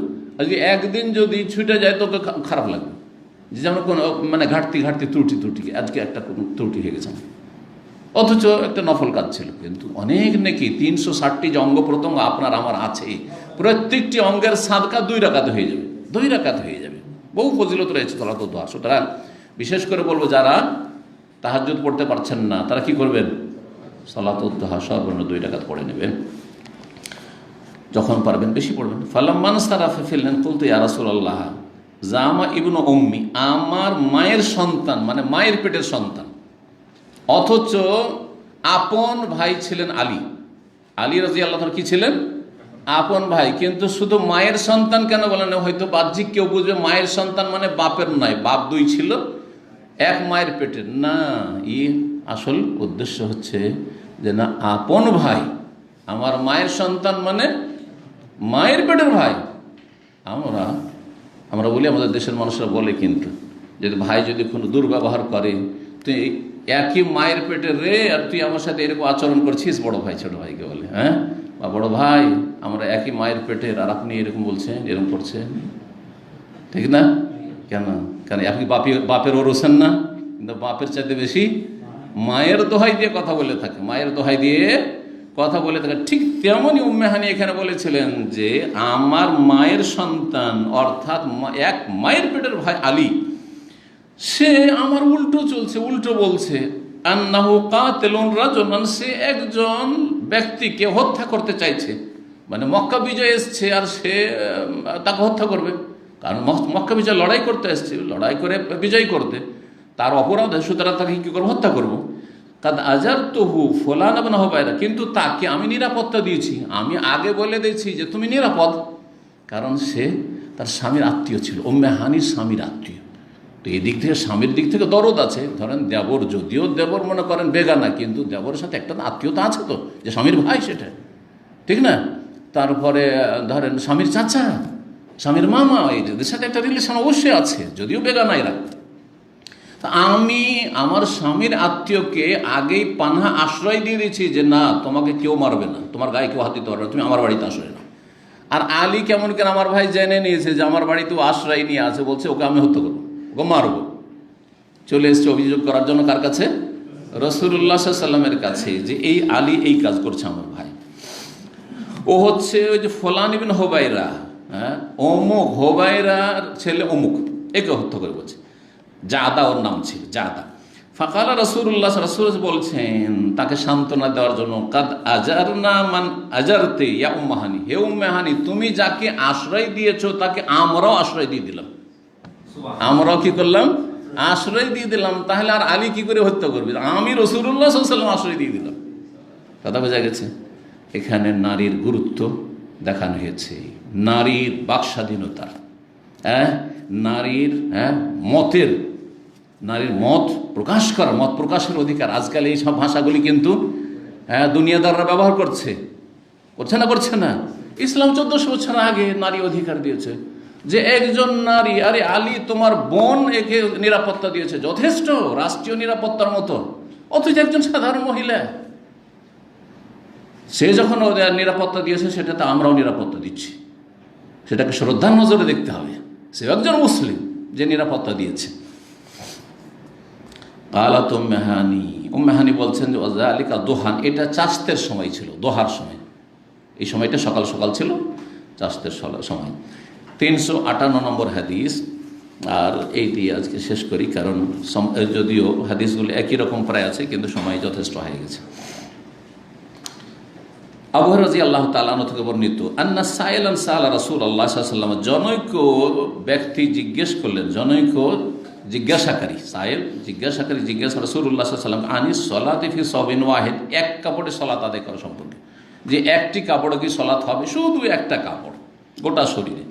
ফাকালা রাসূলুল্লাহ সাল্লাল্লাহু আলাইহি ওয়াসাল্লাম, তার উত্তরে বলেছিলেন, আওয়া লিকুল্লিকুম সাওবানে, এক কাপড়ে সালাত হবে না তুমি মনে করছো? তাহলে কি তোমাদের প্রত্যেকের 2টা করে কাপড় পর্যাপ্ত আছে? কি এমন আছে যে 2টা করে কাপড় আছে? শতকরা 1-2টা লোক হয়তো আছে যার 2টা কাপড় আছে, এমন অভাব ছিল, সুবহানাল্লাহ। তাহলে কি করে শরীয়তে এই নির্দেশ দেওয়া যেতে পারে যে 2টো কাপড় লাগবে মাস্ট, একটা উপরে একটা নিচে? না না না, একটি কাপড় যথেষ্ট। আওয়ালে কুল্লিকুম সাওবান, তোমাদের প্রত্যেকে কি 2টা করে কাপড় আছে? নাই, কিন্তু এখন আলহামদুলিল্লাহ আছে, সেজন্য আমরা পড়ছি, জুব্বাও পরছি, নিচে পায়জামাও পরছি। কিন্তু পায়জামার কোনো দরকার নেই, জুব্বা যদি মোটা কাপড়ের হয়, মোটামুটি বা রঙিন হয়, তাহলে ভিতরে কিছু নজর আসবে না। তবে সাদাগুলিতে সমস্যা আছে, সাদাগুলিতে অবশ্যই সমস্যা আছে না? নেই, কিন্তু সাদাগুলির নিচে যদি আন্ডার প্যান্ট করে থাকে, জাঙ্গিয়া পরে থাকে, অসুবিধা আছে? এটাকে অনেক কিন্তু ইন্ডিয়ান বাংলাদেশিরা আরবদের দোষ ধরে, আরে ও জুব্বার নিচে তো সাদা হয়ে দেখা যাচ্ছে এই পর্যন্ত, বলে না, খালি দোষ খুঁজে, অথচ কোনো দোষ করেনি। ও রানের কাছাকাছি যে আন্ডার প্যান্টটা থাকে নিচে, ওইটা রানের কাছাকাছি থাকে। আর একটু আগে বললাম যে রান একবারে যে খোলা যাবে এমন কথাও নেই, যদি হাঁটু পর্যন্ত হয়ে যায় তাহলে তো কোনো সমস্যা নেই, যথেষ্ট। এটা যে পায়জামাই হইতে হবে একবার জরুরি নাই, হাঁটু পর্যন্ত যথেষ্ট, নিচে একটা প্যান্ট আছে, হাফ প্যান্ট। আর যদি এক একটু উঠেও থাকে আর আপনার জুব্বা পাতলা থাকে, তাও কোনো নাজায়েজ কাজ করে দিলে এমন কিছু নয়, কারণ লজ্জাস্থান একবারে খুলে যায়নি না কাছে, তো এগুলো দোষের বিষয় নেই। তারপরে উজুর সময় যে হাঁট, ওরা তো মাসলা জানে যে উজুর সাথে কাপড়ের কোনো সম্পর্ক নেই, উলঙ্গ হয়ে উজু করা যায়, আরবরা জানে, কিন্তু আমাদের দেশের লোকেরা মনে করে না হাঁটুর উপরে কাপড় উঠানো যাবে না, উজুর অবস্থা বা উজুর পরে হাঁটুর উপর কাপড় উঠালে উজু নষ্ট হয়ে যাবে। যার ফলে যখন দেখে আরবরাকে যে জুব্বাটাকে উল্টে উজু করছে, আরে দেখো দেখো দেখো এদের উজু হবে, আর এদের উজু হয় না তো এদের নামাজ কি করে হবে, দিল ফতোয়া ঝেড়ে, কথা বলছেন না, অথচ নিজেই জাহেল আসলে। তো এই ছিল হাদিস। আর এখানে আলোচনা শেষ করছে ইনশাআল্লাহ। আল্লাহ রাব্বুল আলামিনের কাছে দোয়া করে আল্লাহ যেন আমাদেরকে দিন দুনিয়ার সার্বিক কল্যাণ দান করেন এবং উপকারী জ্ঞান দান করেন। আল্লাহ রাব্বুল আলামিন আমাদের নেক হায়াত দান করেন। যেসব ভাইরা সরাসরি শুনলেন অথবা অনলাইনে শুনলেন, লাইভ শুনলেন অথবা শুনবেন, আল্লাহ সবাইকে যেন জাযায়ে খায়ের দান করেন এবং আল্লাহ সবার যেন ভালো করেন। ভালো মানুষদেরকে আল্লাহ হেফাজতে রাখেন, মন্দদেরকে আল্লাহ হিদায়াত দান করেন এবং মন্দদের অনিষ্ট থেকে ভালোদের আল্লাহ হেফাজত করেন। ওয়া সাল্লাল্লাহু সাল্লাম আলা নবিয়িনা মুহাম্মদ ওয়া আলা আলিহি ওয়া সাহবিহি আজমাইন।